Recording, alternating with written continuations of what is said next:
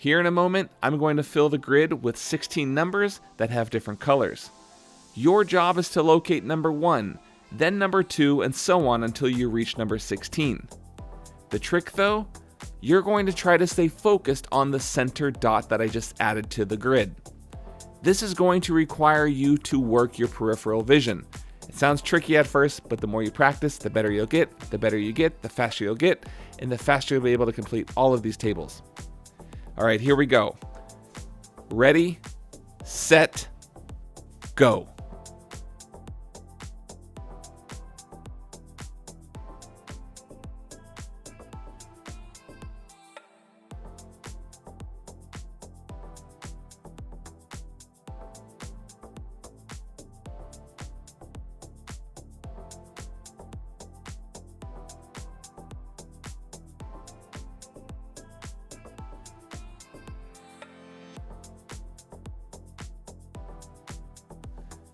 So how'd you do?